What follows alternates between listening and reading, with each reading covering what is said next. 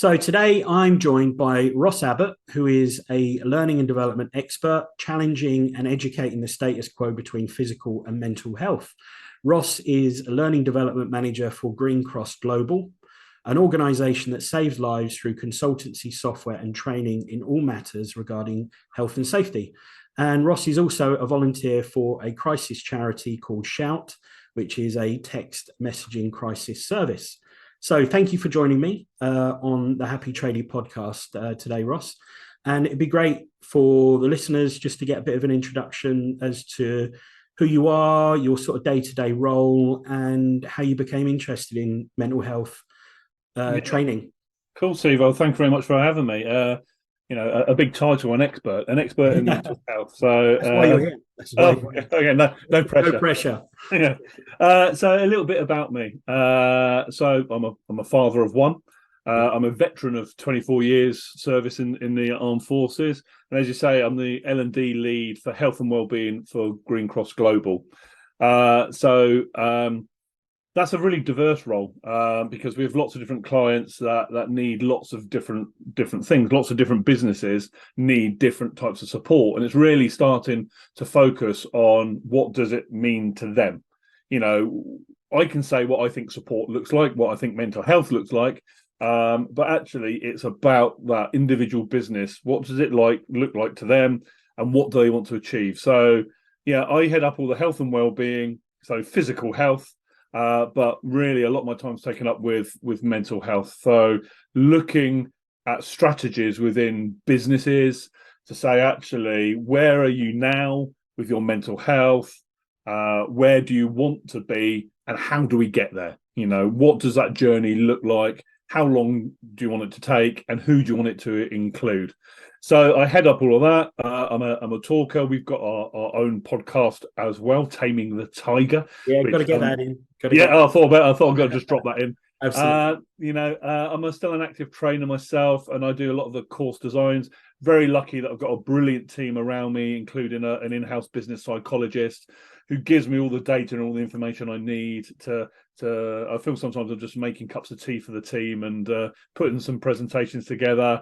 But yeah, we also reach out as an organisation to we really believe that our skills should be for the good of everybody as well. And so we reach out with free webinars, and those have gone out to, we're in 29 countries now. So if we're ever, I don't like the term silver lining, but if there is a silver lining from lockdown, it's the beauty of kind of virtual delivery. So kind of that's a little bit about me. Did you ask as well about how I become interested? Yeah, so I was interested because obviously, I spoke about it in your introduction. Your role as a volunteer for one of the crisis charities. I'm really interested kind of how that came about and what you do for them. Okay, well, that kind of built up from my general interest in mental health. Where did that start? I think generally we all have mental health. There is no health without mental health. Okay, it's not divided between what's going on in our mind and what's going on in our body. The two are intrinsically linked. So we all have that. Our awareness of that, I think, becomes a little bit dormant. And for me, it was a little bit dormant. Okay, as I said, it's our thoughts, feelings, and emotions which will end up being an action, something someone will see. And there were lots of times in my life where things happened, and I really didn't have an explanation to. Not clue what happened and my reaction. I'll be honest as well. As I said, I was in the armed forces for 24 years, and a lot of the time, mental health was quite suppressed. I'm glad to say that now they've come on leaps and bounds, but I'm talking 80s, 90s, where culturally we didn't really talk about it, let alone in an institution as well. So then my growth happened actually because of work. I came on board with Green Cross Global. It was just Green Cross training then, and we really wanted to expand in the market. And this was 5 years ago. The kind of momentum of mental health was going, and I was literally asked, is that something that interests you? So I started to do a bit of research, and I thought, well, actually, that's something that maybe that I would really like to get involved with. And as I started my journey to start with as a trainer, it was kind of like an epiphany. There was bits and moments in my life that started to make sense about how I think about things, how I react to things. You know, I still don't like the way I react to some things, but it kind of started to explain bits of my life. Yeah. You know, and it's kind of then led me to, well, outside of work, what can I do to carry on using my skills? Because I'm really liking these skills. I'm liking how it makes me feel when I support people. And it's great that we support businesses and we support clients, but there's, you know, and there's loads and loads of report of actually the bigger population of the UK are struggling. So how could I go about doing that? And I found an organization that at the time, I think this was about 2018, 2019, it was a concept that came over from America called Shout. Yeah. And it's based around a text messaging service. Okay. Because they did lots of research, and certain generations don't like talking to people. To be fair, I don't particularly like talking to people on the phone, really. If I could get away with texting or an email, I much prefer that. I'm actually okay when I can see someone. It's you know, it's so they came up with a text messaging service where anybody in any crisis could contact trained volunteers. So he went through a training process to become a crisis volunteer. And so literally somebody in crisis, completely free, completely anonymous, can text the number 85258. Completely free, completely anonymous. And what that does, that gets through to a trained volunteer. And it's about keeping someone safe. It's not about fixing anything, because we're not psychologists, we're not therapists. You know, it's a preventative step to try and keep somebody safe at that time. Yeah. You know, the beauty of it is a lot of the time people, if they want to end the conversation, they just text the word stop and it stops. No names are shared.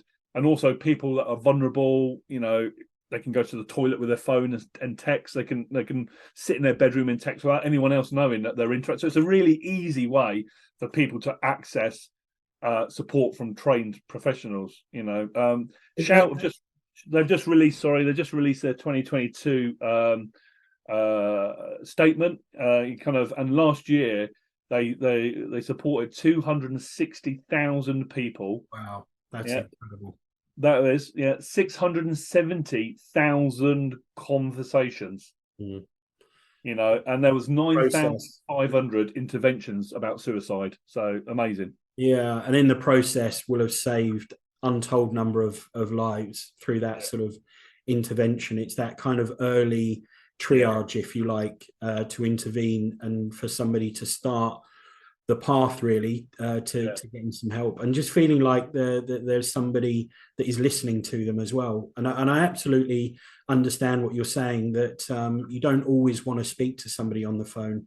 I mean, you know, there's times where we all kind of end up in a bit of a spiral, and we're all aware that there's people that will take a call from us, but sometimes you're so stuck in that sort of rut that you know, even to pick up the phone can feel like a challenge. So knowing that you could just send a relatively anonymous text for somebody to respond, to start being listened to, I think that's fantastic. Well, so, you know, to vocalize, for someone to vocalize the words, I'm struggling, I need help, sometimes the hardest and the biggest step that someone ever does.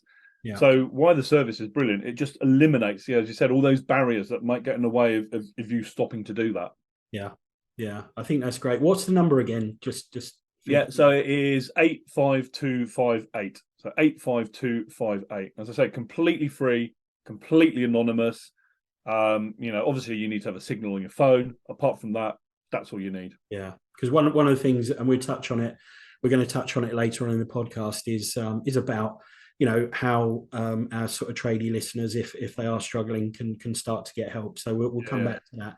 But you know, one thing I was interested in sort of getting your views and opinion on, because this podcast is aimed at trades, and we know that, you know, the numbers are that the predominant sort of bias is towards men running trade businesses. That is starting to change, and that's a great thing to see, but it's still heavily skewed towards men. I'm just interested, because there is that stereotype, and whether it's still there, and whether there's still a lot of work to do. It feels like there is. How we destigmatize, and why is it men seem more reluctant to discuss their mental health, and how does that affect your sort of role as a mental health first aider?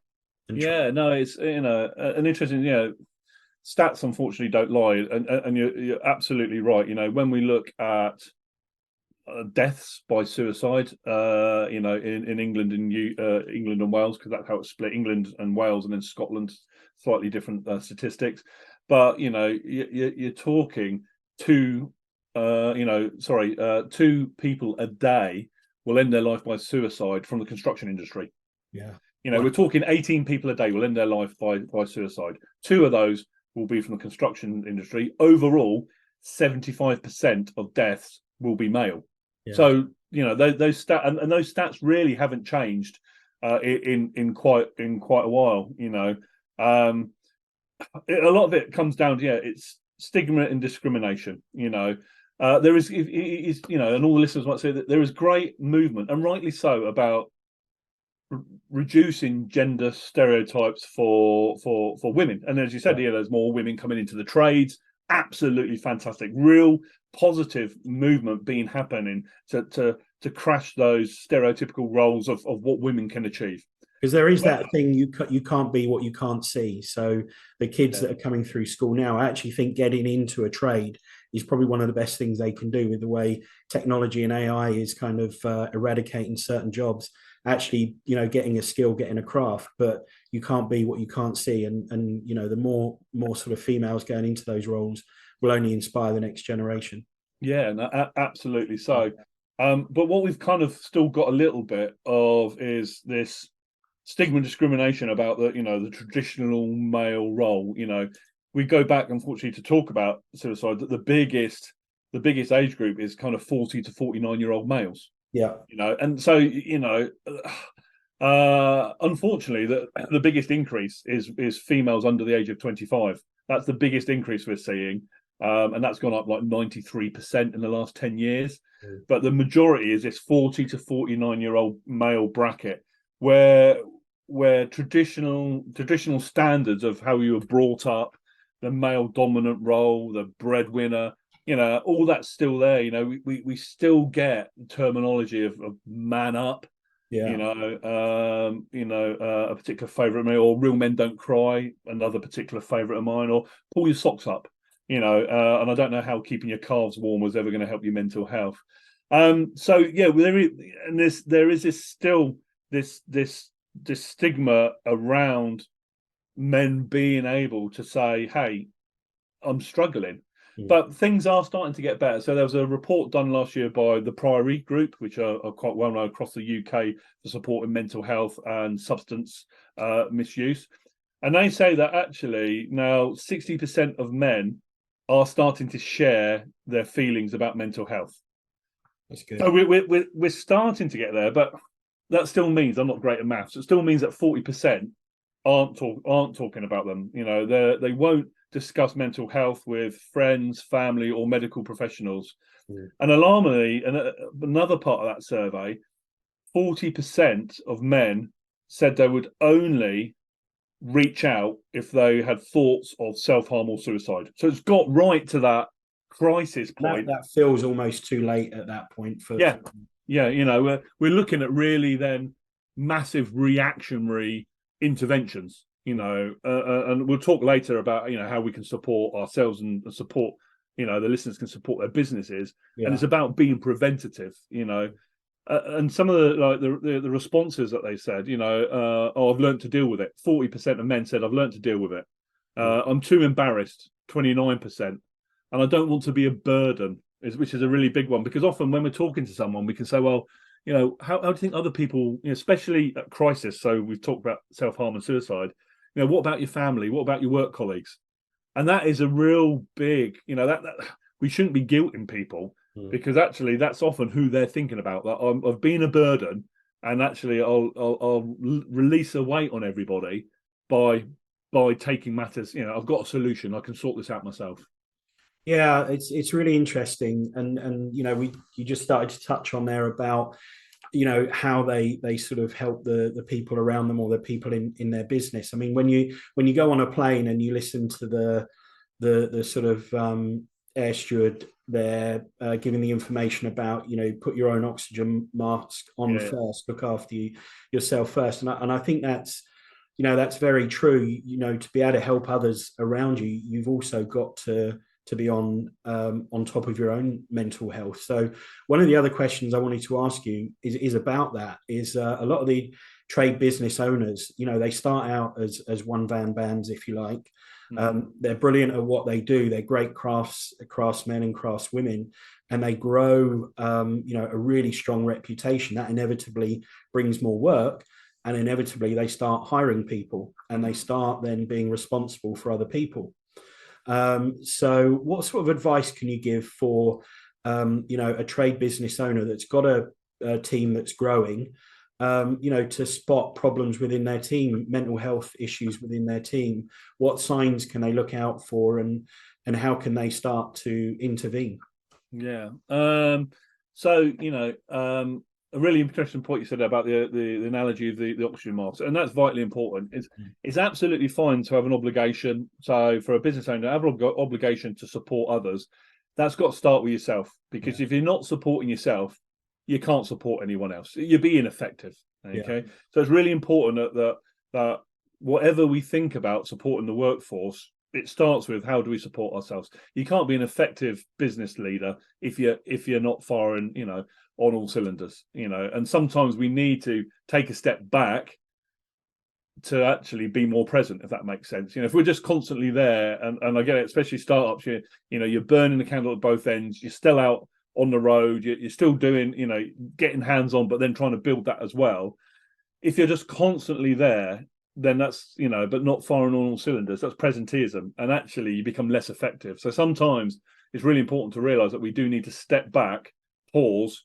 Okay, we're not in the business 100%, we're only there 80%, but during that 80% of the time, we're going to be more effective. So that's really, really important. yeah.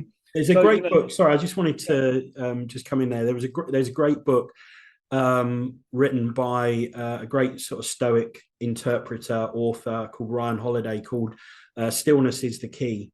And it's about practicing the art of just pausing before you react to something, and just taking time. And there's, in the book, there are tons and tons of examples of where, everyone from world leaders to, sort of spiritual leaders, have exercised that ability to just take a pause before they react to something. And I think that's so important in whether you're running a business, whether you're an employee within a business, wherever you are in life, just being able to stop, take a moment before you react to something.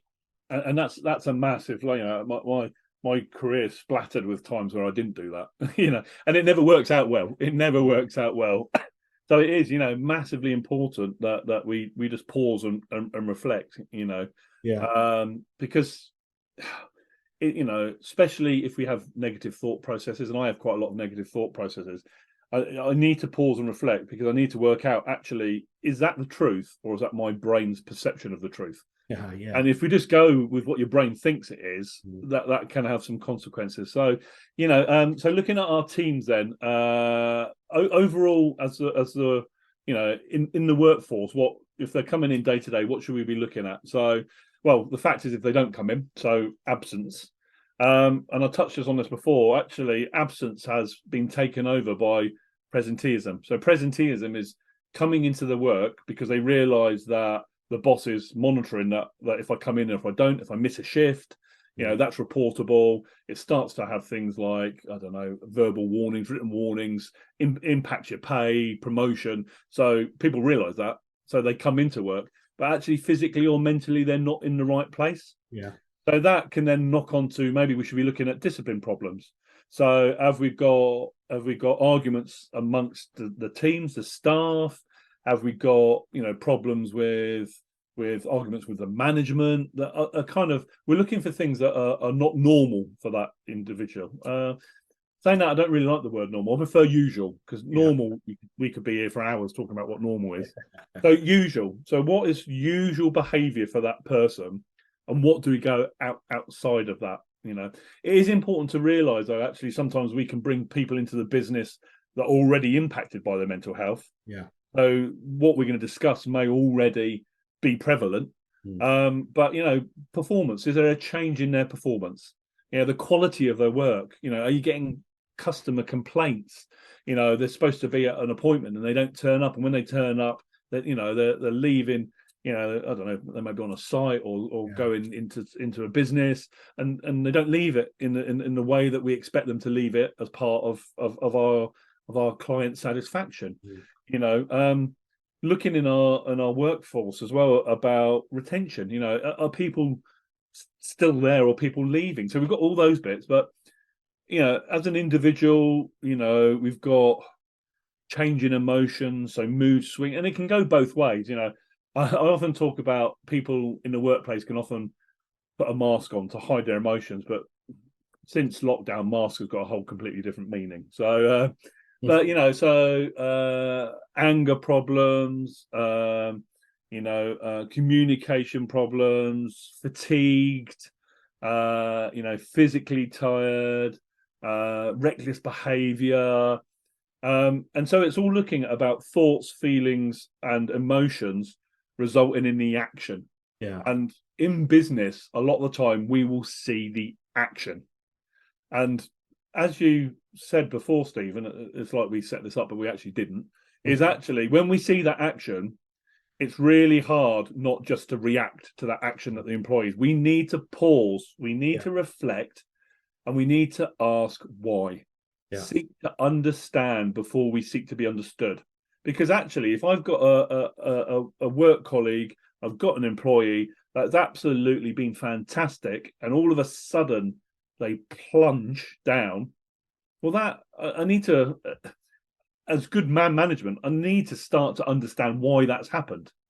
People don't become disillusioned just overnight. There's usually something else going on, and it's usually their mental health and well-being. What's the first step? So what's the first step to sort of start that conversation and start to get them to try and open up and for them to share? Because, I mean, I grew up what I would like to call the kind of old world, which is where, if your performance dropped, you were straight into performance reviews and negative kind of meetings. But actually, today I think we're a lot more understanding of what's going on in people's worlds, and we're a lot more able to start to handle it in the right way. So what would you say is the first step? And that's interesting, how we've evolved, because if you actually I'd imagine if we did some analysis of retention from 20 years ago and how much recruitment cost 20 years ago to now, I'd hopefully like to see that retention goes up and recruitment goes down, because what we're doing, instead of straight away being reactionary, and giving it, okay, you're on performance review and then your performance out of the business, we spent a lot of time getting you in, training you up, getting to you the standard, and actually we need to then invest. So for me, it's about respect, it's about dignity. It's about, if we're going to broach those subjects, how do we do it? I don't want to open an office door and shout across the room, can you come in? Because straight away it's perception. What have they done wrong? What have I done wrong? And we can often go to this, they've done something wrong, and we need to get over that stigma and discrimination. For a lot of people who are struggling with their mental health, they're unwell, exactly the same as I'm currently on blood pressure tablets. Okay, I can openly talk about that. If I eat food that's too rich, I will take Gaviscon, Rennies, whatever it is, and I have a headache, I'll take a headache tablet, I'll take a paracetamol. And we need to get that thing, that balance, that any other organ in the body can get ill, and that's okay. But actually, when someone's brain, which is just another organ, it is a really cool organ, but when that gets ill, we look at blame.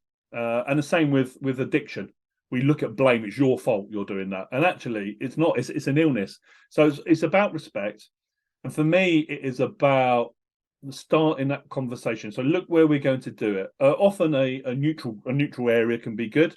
Sitting behind a desk, visual blocker. What have I done wrong? It's a bit like a performance review.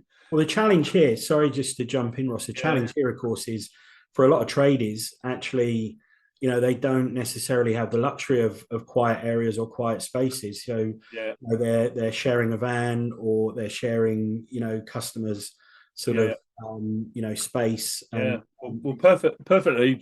a lot Should we go harder. for a brew? Should we Yeah, go for a brew? There's a cafe down around the corner. Let's just go for a chat. And it's actually, for some people, it's setting an agenda. yeah, You say, actually, can we go and have a chat straight away? What have we done wrong? mm, Yeah, actually, there's a coffee shop around the corner. Do you fancy a cuppa? Be just great to catch up. So set that scene, okay. And then actually, it is about seeking, as I said before, seeking to understand. So open questions. Is everything okay? You know, people and a lot of listeners will think, well, how do I start those conversations? I'll be worried about what I say. yeah, And actually, the art of it is really quite simple. Is we're not trying to fix things. They're not often looking to us to fix things.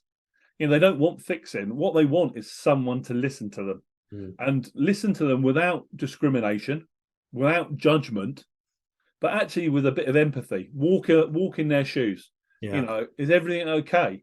Open conversations, open questions will lead to them doing the talking, and yeah. that's what we want in a conversation. We want them to talk and us just to Exactly. listen. Exactly. There's two things I'm sort of taking from this. One is language. Yeah, So how you frame something. So can I have a chat? Sounds like, yeah, I've done something wrong. yeah, Do you fancy a quick brew? I'd love to have a catch up. It's a totally different sort of spin on it. And the second thing, and this came out of a podcast the other day with our mutual friend, the wonderful Sarah Henderson, and she come out with this great nugget that was asked twice. If you ask somebody once, you say you're right. Most people will go, yeah, I'm fine. But if you follow up with, oh, it's just you seem really quiet at the moment. It just does. So language is so powerful, right? massively, massively. And we traditionally don't say hello to people. We say that, and that's where it came from. You're right. Yeah, Yeah, I'm all right. You're right. yeah, Very rarely if you went, you're all right, and someone stopped, well, actually, I'm not. Thanks for asking. You'd be like, whoa, yeah, I'm late. I need to be going. I'm not really interested. But yeah, so language is really, really important. If we can use their language, because if that's if we feel comfortable, if what they're saying, we seek to understand. So you're saying that work's feeling a bit much. mm, Well, what do you mean by a bit much? How long have you felt like this? What do you think support may look like? Because what I think something means and what someone else thinks something are completely different. And so it is literally about opening the platform, giving them a safe space without fear of discrimination to say, hey, I'm here to support you if yeah, that's what you want. A lot of the time people just want to talk things through. And at the end of that, they're like, I feel, how do you feel? So much better. yeah, What I would do is, if you've had that chat and they're like, oh, I'm really glad I had a chat, it's just all spinning in my head. Now I've got it out in the open, feel so much better. I put this back to physical first aid. If you were to help someone and put a dressing on, a bandage, you saw them a couple of days later in work, you'd ask them how the hand was. And this is exactly the same. Well, let's have a check-in. Let's grab another. I really enjoyed the coffee. I think you're a really valued member of the team. It'd be really good to catch up another couple of days. Let's go for a brew. And then you ask them again, how do you feel since we talked? mm, If they say, I feel so much better, brilliant, job done. If they say, well, actually, I felt good, but it's starting to build up again, then we maybe need to look at other things, because maybe just talking isn't enough. yeah. This is brilliant. This is really good stuff. So let's kind of complete that circle, I guess, and come back to the trades business owner, and come back to that analogy of kind of putting your mask on first and looking after your mental health first, because of course you're much more effective and much more able to help the people around you if you're sort of in better shape with your mental health. So what tips and strategies can you share, your sort of, I don't know, top three, if you like, Sure. tip strategies you can share to just improve your day-to-day mental health? I know what works for me. I'm just really curious what. Okay. God, top three. You're never going to get me down to. You're never going to get me down to three. Well, I think it's really important to mention that for all of us, mental health means something different. So Yeah. what it means to you means something different to me. To the listeners, means something completely different. And actually, wherever they are on that journey, it'll mean something different as well. So, and that's why sometimes it's really hard. You know, when we look at health and safety and legislation, very clear, defined, black and white. It's this, it's this. With mental health, well, anxiety isn't just anxiety. On a scale, isn't it? It's not a binary. And what it means to me is something else. You know, there's a great quote from a Greek philosopher called Epictetus, and he said, actually, it's not the things themselves that trouble us, but our interpretation of those. Yeah. So, you know, so it's about how we see the world. So for me, and for any listeners that play golf, you'll get this. If you don't play golf, Steve, do you play golf? I have played golf. Okay, you might get, if you don't play golf, then apologies for the analogy. So I think mental health and looking after our mental health is a bit like learning to play golf. When you start, you're really rubbish. You go to the driving range, the ball goes all over the place. It hits the top, it hits the side. Okay, and that's a bit like when we're impacted by mental health, nothing seems to be going right. Okay, business isn't going right, our relationships aren't going right. I'm not sleeping, I'm not eating properly, everything's going wrong. But all it takes is one little shard of light in that day to think, actually, I feel okay for this it might even be 5 or 10 minutes. And that's just a bit of hope that actually maybe things can get better. And it's a bit like golf. So you're at the driving range, 99 balls that you've bought, rubbish. You hit one good ball, you're like, I'm coming back. Okay. And so the more that you practice your golf, the better that you get. And a bit like looking after our mental health and our well-being, the more we practice, the better we get. Yeah. However, we can be the most practiced. So if you look at pro golfers, you ever watch it on the telly, they still hit bad shots. They still go in the bunker, they still go in the water, they still go in the woods. Yeah. And that's like our mental health. We can practice it as much as we can. But what's really, really important is to realize that actually there's going to be a bad day, a bad hour. And it's what we do, like pro golfers, the recovery, what club they get out their bag. Now, pro golfers will have 14 clubs, I think, or something like that. And so actually for us, it's about setting up lots of different things, because not all the time is the same thing going to work. Okay. There are some fundamentals. So sleep is vitally important. You know, massively. We underrate it. We don't take it enough seriously. You know, the benefits physically, but also mentally. You know, anyone who's got the great watches that starts to talk about REM, just not a great rock group. But actually, that's yeah. There we go. Again, I've got a Fitbit, something downstairs uncharged, but don't judge me. There's a part of that REM, and that's about your rapid eye movement, and that is when that part of sleep is when we process everything for the day. Yeah, our mental baggage. If we're not processing that, then we're going to wake up stressed and distressed. Often called we've got out of bed the wrong side. Yeah. Okay? Then we're more vulnerable during the day. We're more impacted, and it goes in a vicious cycle. So for me, you know, sleep's vitally important. You know, because for me, well-being comes in strands. You know, you've got physical well-being, so sleep, stretching, exercise, whatever. You're looking after your diet. You know, because actually the chemicals that we release are really important. Dopamine, serotonin, which is our mood balancer, so like our spirit level. Yeah. That's produced, 90% is produced in the stomach. So you literally are what you eat. Okay. Wow. You've got emotional, so stress management, you know, looking at kindness and being kind. You know, there's lots of great things. #be kind. Starts with being kind by ourselves. You know, your social well-being. So looking at your boundaries. For some people, the spiritual well-being, your beliefs, meditation, you know, hobbies, and a massive one, which links into all of these, financial well-being. You know, we talk about, actually, I'm going to join a gym, I'm going to go to the cinema, I'm going to see more friends, I'm going to do more and more. These things cost money.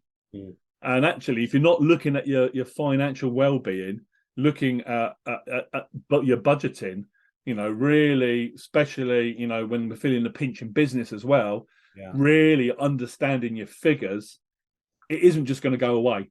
You know, we've got to, and there's lots of great support and help out there that can help with our financial well-being, and you know, and then looking at our work-life balance. So my top 3 would be sleep. Yeah, it would be mindfulness, and that doesn't have to be tree hugging. It can be listening to an album. It can be, you know, Netflix box set. You know, it can be. It's being in the moment, and it's taking, you know, it's removing your your mind from all the million and one things that are going on around. I mean, you know, even for me, sometimes in the day, just making a cup of tea and leaving my phone well out of the kitchen, well out of reach, and just removing myself from technology can Yeah. work wonders. Yeah, you know, so when we're stressed, the stress hormone cortisol gets released, Yeah. and it starts to impact lots and lots of things. You know, our brain fight or flight kicks in. A 10-minute, so taking a break from your task that you're doing, taking a 10-minute brisk walk will reduce stress levels, cortisol levels by 50%. So it doesn't have to be I need to go and smash it out in the gym. Yeah. You know, yeah, to take a break, whatever that task is doing. And it's if you're office based, if you're site based, just take a break for that and let your brain think about something different. Yeah, that's great. Yeah. And my last one is about conversations. You know, it's finding whatever platform you want to have that conversation. Mm. You know, because and it isn't about as I said, it's not about solving things. It's just about talking. It can mean so much. So I think that's a really nice segue. Thanks for sharing those tips, by the way. They're great. And I agree absolutely with every single one of them, especially sleep. You know, the older I've got, the more I feel like I need the sleep. I can probably got away with it in my 20s and 30s and maybe in the early part of my 40s, but definitely can't get away with it now.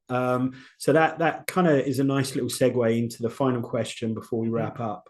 And it's you know, if one of our tradie podcast listeners feels like they're struggling, what's the kind of first step, and you know, to start to get some help? What would be your advice on that?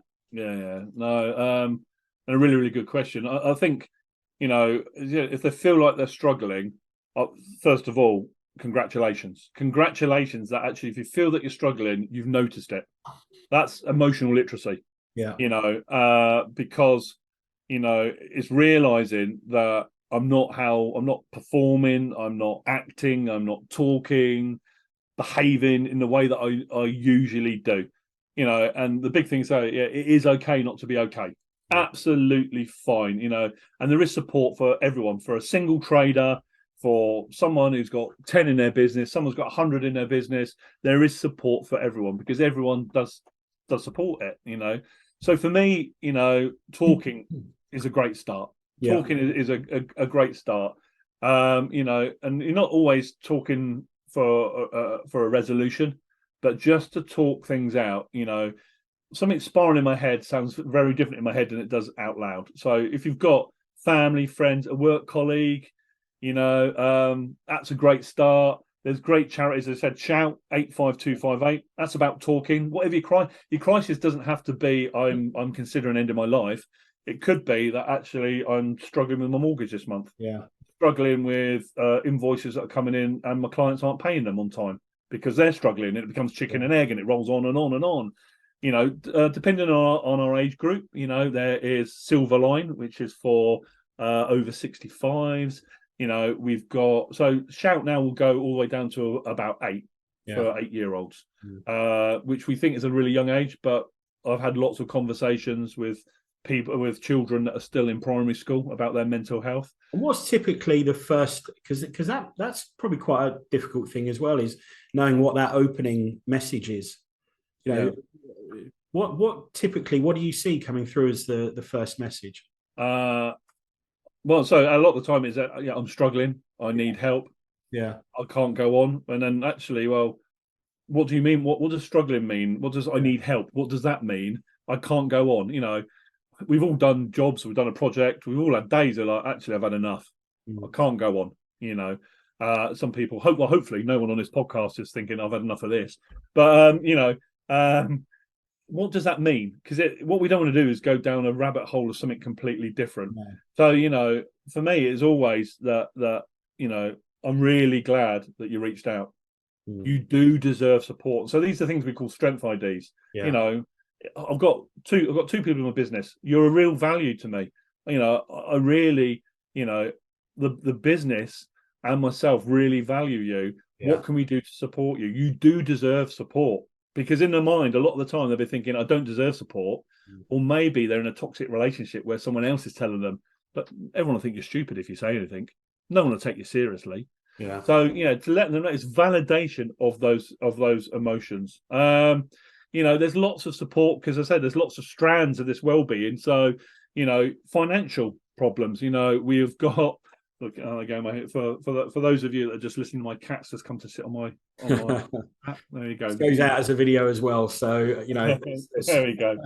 Let me just cats are a great stress reliever, right? So there is, support. I know it might seem like going to speak to the prefect, but go speak to the bank, speak to citizens under advice. There's lots of things there, that can support you. If you work in a slightly bigger business, they might have an employee assistance program, but if not, a real good starting point. And I know there's loads of reports of how underfunded the NHS is when it comes to wellbeing. And I'm not going to lie, it is. I'm not going to service bash, because they do an amazing job on limited resources and, more importantly, limited staff. There's reports recently that there's going to be another 150 million pumped into the services, but it's more than that. It's about setting the foundations. It's getting the staff. Yeah. However, being in that system is still the right thing to do. Yeah. And the GP are more than happy to work with you, because a lot of the time there's stigma and discrimination. I don't want to go down. I don't want to take tablets, or as some people call them, happy tablets, which is really, really helpful. But there are alternatives. There's holistic approaches. Exercise for some people can be just as effective as mild to moderate depression. So it's finding that pathway. There's great charities, Beat for eating disorders, Marmalade Trust for isolation and loneliness. There's Mind, the Samaritans. So there's loads and loads of services that are accessible for the individual as well. You've just got to try and be brave and take that first next step. Like you say, actually recognizing that you need some help is a fantastic first step, isn't it? Amazing. But then taking that the stage further with all the resources, and there's so many that you've listed there, and that's really great. And look, thank you so much for sharing all of that. There is so much in there for people to sort of unpack, go back, listen to, take little nuggets that you've dropped throughout the whole podcast. There's so much value in there. I just wanted to wrap up because there's some important things that have come out. Mental health is very different for everybody. It means different things to everybody. And my final question actually is different for everybody as well, and that's, what's your definition of happiness? The podcast title is The Happy Tradie. The aim of the podcast is, and the series is, to try and give people the tools they need to grow their business, that gives them the freedom to lead a happy life. So just to sort of sum up, what's your definition of happiness? Cool. My definition, and do I achieve it? Or your happy place, or okay, so I think for me, happiness means it's a state of well-being where I feel balanced. Yeah. Okay, where I feel balanced. Working in this field, you think that happens, I'm all over it all the time. Absolutely not. Mostly a lot of the traders that actually, back at home is completely different from what they're doing with their clients, and I'm not always balanced. So, but for me, when I reach that kind of balance, where I sometimes call it the noise in the background just quietens down. Yeah. And even if it's just for 10 minutes, for me, that can be happiness. For me, how do I achieve that? I do a lot of walking, and for me, that makes me feel like I'm part, as well as all the physical stuff it does. It just makes me feel I'm part of something a little bit bigger. But also, it's a small thing. So, for example, my son plays rugby on a Sunday. I go and watch him. We come back, have some lunch. We switch all our technology and phones off, and we just sit together, be present, and watch a film, or we do a board game or something like that. He's 10, so I'll only get a limited amount before he wants to go and play Fortnite. But it just shuts the world off and just makes you reset a little bit. Listen, mate, Ross, thank you so much. You know what? if this episode, just does one thing and it gets one person thinking or taking some action, I feel like we've accomplished what we kind of set out at the start of the podcast, really, which is to start to destigmatize it, start to get people thinking and taking action. And thank you so much. Guest. Oh, no, thank you very much. I say, it'd be great to try and change the world, but I'll be happy if we just make someone safe for 5 minutes. Mate, that is a great end to what has been a brilliant podcast. Thank you so much. Cheers. Thanks very much.